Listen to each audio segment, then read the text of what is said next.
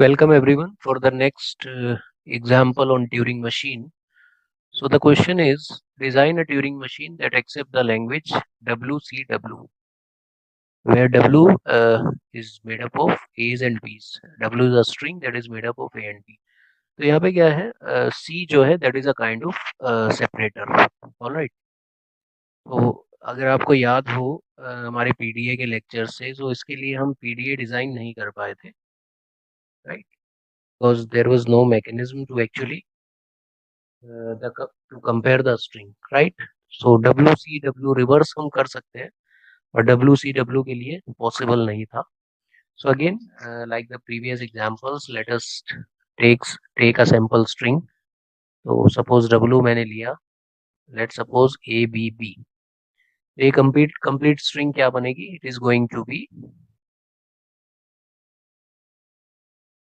blank होगा as usual. Infinite tape हम assume करके चलते हैं यहाँ पे. So it is going to be A, B, B, then this separator C, then again A, B, B, and then blank space. ठीक है. तो इनिशियली हमारा रीड राइट हेड कहाँ पे है? इस पोजीशन पे है. This is read write head. देखो हमें करना क्या है. The process is going to be rather simple.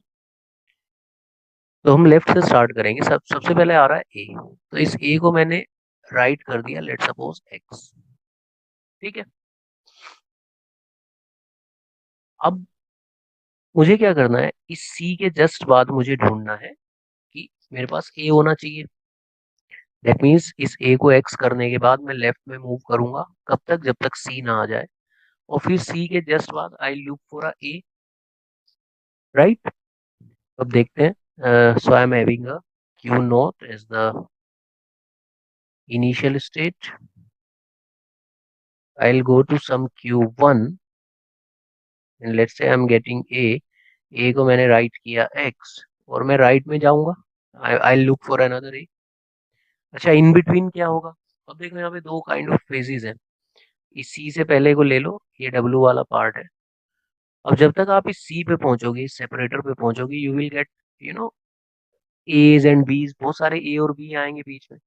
Incidentally इस एग्जांपल में हमारे पास यहाँ पे बी है, लेकिन हो सकता है कि और दूसरे ए भी होते, बी भी हो सकते हैं. उन सबको अभी में हमें क्या करना है? स्किप करना है. तो स्किप करने के लिए हम क्या लिखते हैं? AAR. दैट मीन्स ए की जगह ए ही राइट करना है, राइट में मूव करना है. बी की जगह बी ही राइट करना है, और राइट साइड में आपका हेड मूव करेगा. ठीक है. अब then we are getting some C. ठीक है. सी को क्या करना है? कुछ नहीं करना, एज इट इज रहने दो. Right C, C, R. अब सी के बाद आपको क्या मिल रहा है? नाउ यू आर हैविंग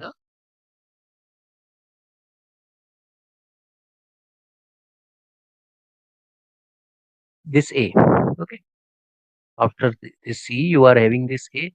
इस ए की जगह मैंने क्या किया? एक्स कर दिया. So I will go to this Q3. यहाँ पे हमने क्या किया है? A comma X. और यहाँ से अब आप वापस आ जाओगे. तो यहाँ पे एक आइटरेशन कंप्लीट हो गई है. अब आप फिर वापस आओगे कहाँ तक?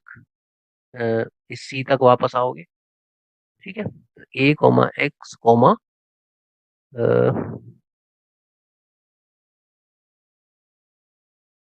एल. ठीक है. अब देखो, इस सी तक वापस आने के लिए मैं, इसका रीजन क्या है? क्योंकि आगे जब हम सब्स्टिट्यूट करेंगे तो हमारे पास और एक्स भी होंगे. तो अल्टीमेटली यहाँ पे ना दो पार्ट है. एक तो ये वाला पार्ट है, एक सी से पहले लेफ्ट वाला पार्ट है, और सी के राइट वाला पार्ट है. तो आपको क्या करना है? C is a kind of you know that is actually working like a separator. तो यहाँ पे भी हम क्या करेंगे? सी तक ही आएंगे. तो सी के लिए हमें क्या करना है? Will come to some C. So Q4 left में आ रहे हैं. We are getting a C. C ही रहने दो, और लेफ्ट में मूव करो. और उस सी के बाद फिर हम कहाँ पे आना है? हमें एक्स पे आना है, क्योंकि एक्स के राइट में ही हमें क्या मिलेगा? सो अगेन आई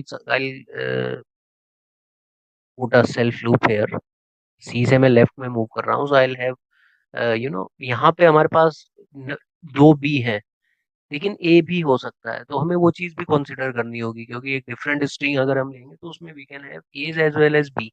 तो मैं दोनों लिख दे रहा हूँ यहाँ पे, so I am writing A comma L और बी कॉमा एल, यानी सारे ए और बी को मैं एक तरह से स्किप करता हुआ इस एक्स तक पहुंचूंगा और इस एक्स के फिर राइट से शुरू करूंगा। That means I will come back to this Q naught, and what I am saying is, क्योंकि मैंने देखो मैंने ए से शुरू किया था, ए को मैंने एक्स से सब्स्टिट्यूट किया था, तो डेफिनेटली जब मैं वापस आऊंगा तो मुझे ये एक्स ही ढूंढना होगा। अगर मैंने बी किया होता तो मैं वापसी में बी ढूंढता है, दैट मीन्स वाई को सर्च करता। अब मैं एक्स को सर्च करूंगा, यहाँ पे मैं एक्स से टर्न करूंगा अपने रीड राइट हेड को, तो एक्स कोमा आर। ठीक है, बात समझ आई? तो आप पहले सी तक आए, सी के बाद आपने लेफ्ट में उसके ए और बी जितने भी थे वो सब स्किप किए, एक्स तक पहुंचे, और एक्स पे आते ही आपने जो आपका रीड राइट हेड था उसकी जो डायरेक्शन थी उसे चेंज कर दिया, राइट कर दिया। अब देखो अगली आइट्रेशन, बी आया, इस बी को मैंने किया वाई, और फिर से मैं कहाँ तक पहुंचा, इस सी तक। उसके लिए क्या होगा, you will have a state Q2, sorry not Q2, Q5। What you are doing, B को आप कर रहे हो वाई और राइट में मूव करोगे। अब उसके बाद इस सी से पहले आपको कुछ ए भी मिल सकते हैं, बी भी मिल सकते हैं, उन सबको क्या करना है, स्किप करना है, क्योंकि अब मुझे सी के बाद वाला बी ढूंढना है ना। बी मुझे कहाँ ढूंढना है, सी के बाद वाले पोर्शन में, सी के लेफ्ट वाले पोर्शन में नहीं ढूंढना। Okay, so I will skip all A and B and keep moving right like the other branch. फिर क्या आएगा, सी आएगा, so I will go to some state, again I will change the state Q6। C को क्या करना है, कुछ नहीं करना, C comma R, and then जैसे ही सी आया उसके बाद देखो मैंने एक स्टेट बना दी है। सी के बाद अब देखो आपको यहाँ पे ना एक्स मिल रहा है, लेकिन ये एक्स आपको रिक्वायर्ड नहीं है। आपको क्या करना है, आप क्या ढूंढ रहे हो, बी ढूंढ रहे हो। अच्छा एक चीज हो रहा है, यहाँ पे इंसिडेंटली आपको सिर्फ एक्स दिख रहा है, लेकिन वाई भी हो सकते हैं। तो यहाँ पे मैं क्या करूंगा, उन सबको स्किप करूंगा, क्योंकि वो ऑलरेडी सब्सटीट्यूटेड है ना, वो ऑलरेडी प्रोसेस्ड है इन द प्रीवियस आइटरेशंस, तभी तो वो एक्स और वाई बने हैं। तो उन सबको स्किप करना है, so I write X comma R and Y comma R, यानी जो भी पहले ए और बी प्रोसेस हो चुके हैं सबको मैं स्किप करते हुए I look for a B. अब जैसे ही मुझे बी मिला, आई गो टू सम Q7, यहाँ पे मैंने क्या किया, बी कोमा वाई, और यहाँ से मेरा रीड राइट हेड जो है वो रिवर्स हो जाएगा।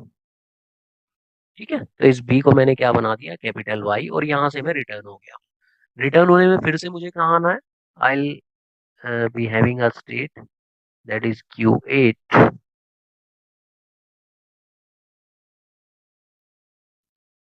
राइट। रिटर्न होने में, अच्छा देखो, रिटर्न होने के बाद जब आप सी तक आओगे उससे पहले आपको कुछ एक्स और वाई मिलेंगे।